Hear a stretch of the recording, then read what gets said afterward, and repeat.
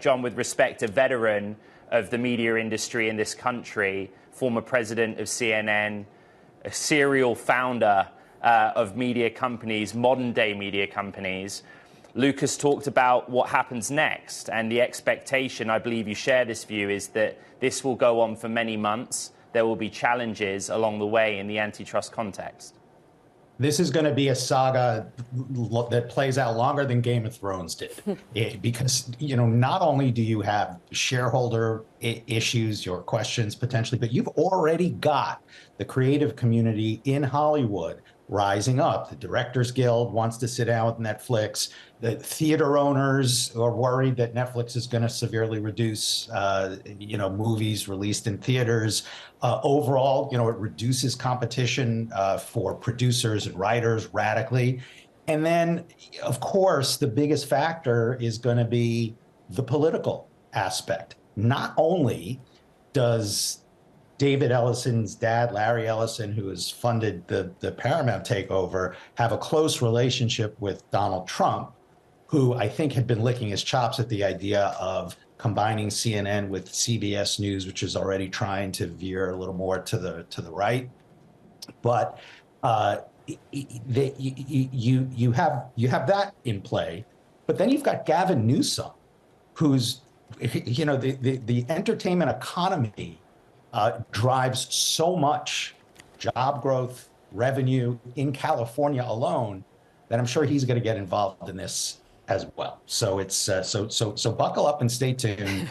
And maybe at the end of the day, what WBD ends up with is the $5 billion kill value of this deal. We'll have to see. I mean, that's an extraordinary, of course, unwind value that they're offering, saying if this doesn't get through the regulators, we will hand you $5 billion, Warner Brothers Discovery, more than. But John, I want to go back to how Netflix is already trying to front run this. They're already saying these are complementary strengths and assets. They're already saying there's going to be more choice, greater value for the consumer because you're going to get bundling and maybe a cheaper offering. They're saying this is a stronger entertainment industry because they're actually going to be leaning into theatrical releases. Do you buy any of that?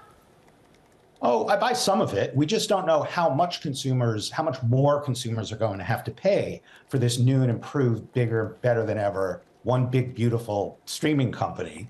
And so we'll have to see that.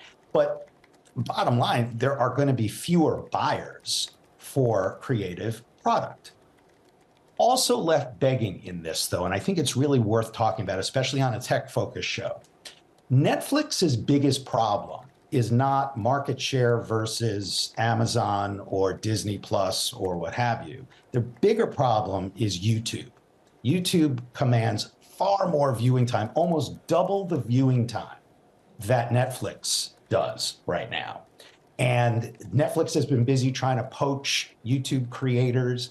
But what's really happening in the entertainment industry as a whole is this flood of creator content.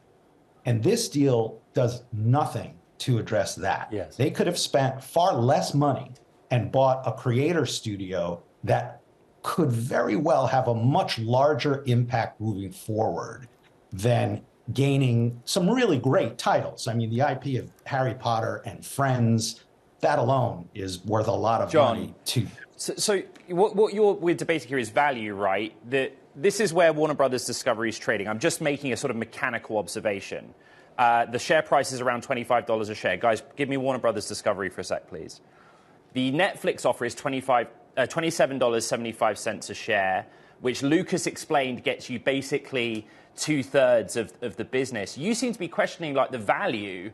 The shares aren't even trading at a kind of level that reflects 2/3 of the business. I'm trying to do the math here on whether this is a deal that the market is saying, yeah, we think this is a fair value, a good value.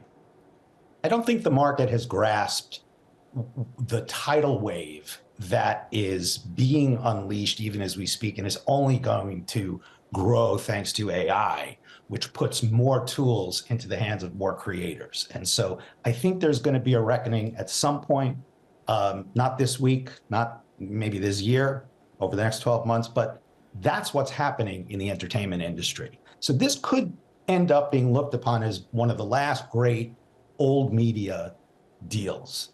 And it's ironic to call Netflix old media. But this, and I'm not saying they're blind to the challenge of YouTube or the creator opportunity, but it's placing a value on something that used to have a lot more value than it is going to have moving forward.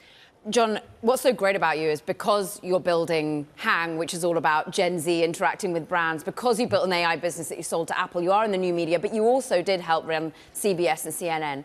What does it mean for TNT, for CNN? What does even that part of the business have value? Do you think it has $2 value or in excess of? Was it a miss, therefore, for Paramount Skydance? I would be shocked if David Zaslav is not working the phones this morning, drumming up buyers for that entity that he's going to spin off. He's been masterful at discerning what parts of his empire are valuable to whom. And there is still value in those linear networks, let's say to a Versant, which just spun off its linear, or is about to be officially spun off from NBC.